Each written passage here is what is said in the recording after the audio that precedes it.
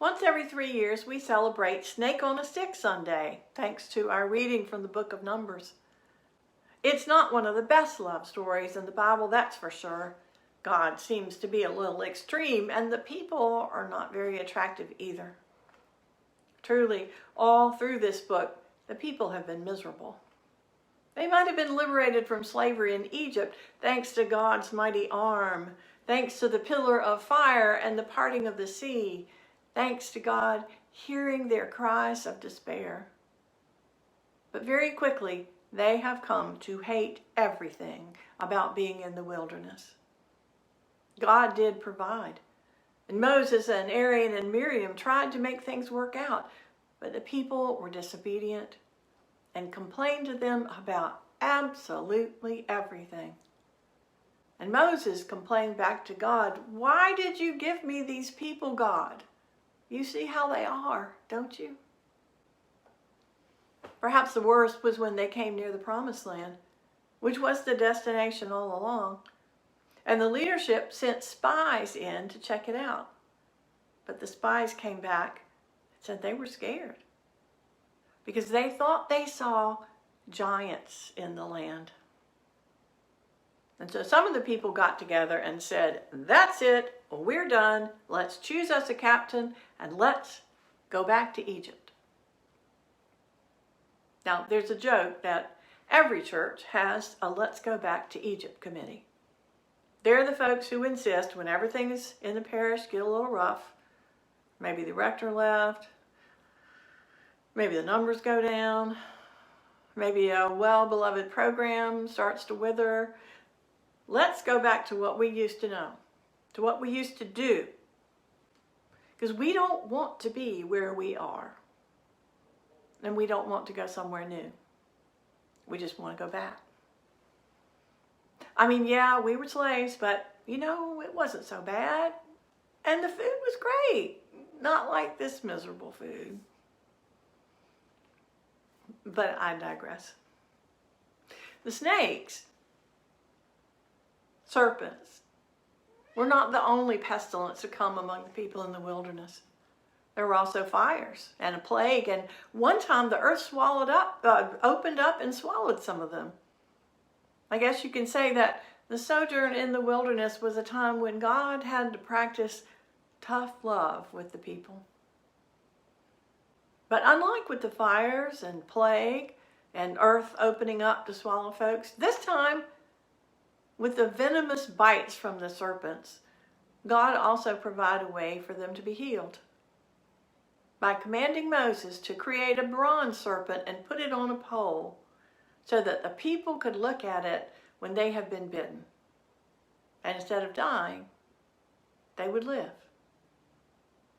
The snakes didn't go away, and they didn't stop biting. But their poison no longer caused death. It's weird, but it worked. So what I love about this story is the recognition that it is by looking at what has harmed us that we can be healed. In the last year, we have all suffered a lot of loss. Families have been unable to be together during holidays or even regular days. We haven't been able to hug each other. People have lost their jobs. Businesses have closed, some for good. Children haven't been with school friends or visited with their grandparents. People have died, sometimes alone and afraid, some of them our family members. The pandemic that has just reached the milestone of a year has been a trauma to our communities, to our families, to ourselves. It has been a time of grief, as well as a time of anger and frustration. And even as the pandemic raged, we've seen in this year serious civil unrest, social turmoil, political polarization, a deadly insurrection at our nation's capital. People have been unspeakably horrible to one another, bullying, screaming, deliberately coughing on other people, taunting, showing utter contempt, beating, and killing each other.